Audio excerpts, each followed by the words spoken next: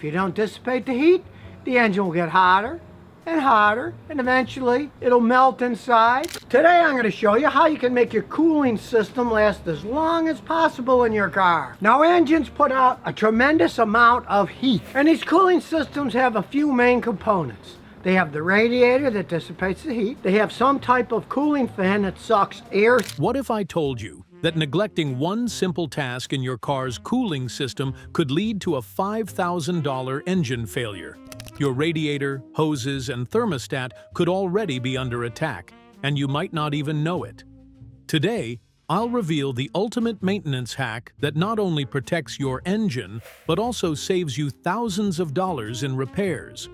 Stick around to discover the hidden killer lurking in your cooling system and how to stop it in its tracks. Before we move on, I'd like to ask you a small favor. If you appreciate this content, please take a second to like this video and subscribe to the channel. Over 98% of you watch the videos without subscribing. It costs you nothing, but it makes a huge difference to us. So, did you click the subscribe button? Great. Thank you so much. Now, back to the video. What if your car's cooling system was silently being sabotaged every time you turned the key? Most drivers think of their coolant and radiator as just background features. But the truth is, these components are more like vital organs in your car. They work tirelessly to regulate your engine's temperature and keep everything running smoothly. Through it when you're going at lower speeds. They have a water pump that pumps the water through the engine into the radiator and back in again. And as you drive, they open and close thousands of times. But if they ever stick shut, your engine's going to overheat. Shut eventually, and they ended up blowing their engine. They were on the highway. Next thing they knew, the temperature was at the H and the engine stopped running. But just like the human body, neglect or the wrong inputs can spell disaster.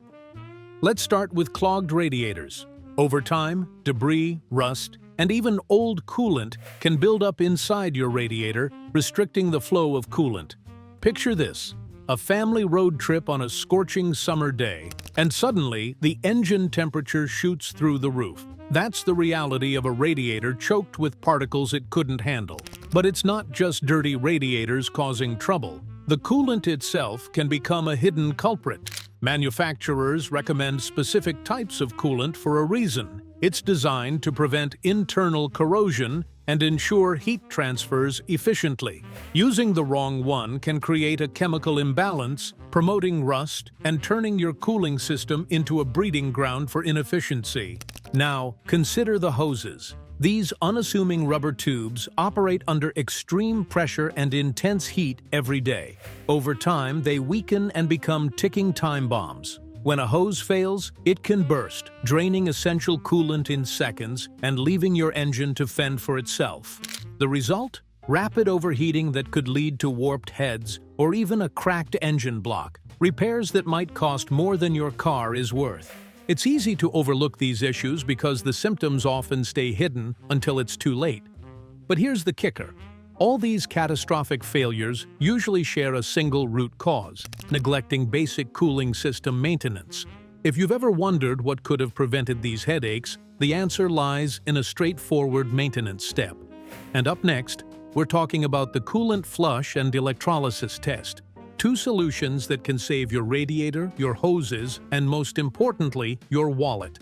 Before doing anything, make sure the engine cold to touch, because when the engine at idling temperature, the cooling system will be around 90 degrees Celsius. Looks like the engine been running on low coolant and losing coolant. And I found out the leak right away. One of the radiator hoses were leaking here. One bottle is enough. So for light cleaning, run the engine for 10 minutes, and heavy duty cleaning, run the engine 3 to 6 hours. Did you know that one simple maintenance task can keep your car's cooling system running like new? A coolant flush and an electrolysis test are the ultimate solutions to most cooling system problems. These steps tackle the root causes of failure: corrosion, debris buildup, and even stray electrical currents, all of which silently wear down your system over time. Let's start with the coolant. When coolant isn't flushed regularly, it breaks down and becomes acidic. This acidic coolant corrodes the internal components of your system, including your radiator, water pump, and thermostat. Imagine it as bad blood circulating through your body. Instead of delivering nutrients, it damages vital organs every second it's flowing. That's what acidic coolant does to your car. It chews away at the metal surfaces, creates rust deposits, and clogs the flow, leading to serious issues like overheating or complete engine failure. A coolant flush removes all those harmful deposits and restores the system.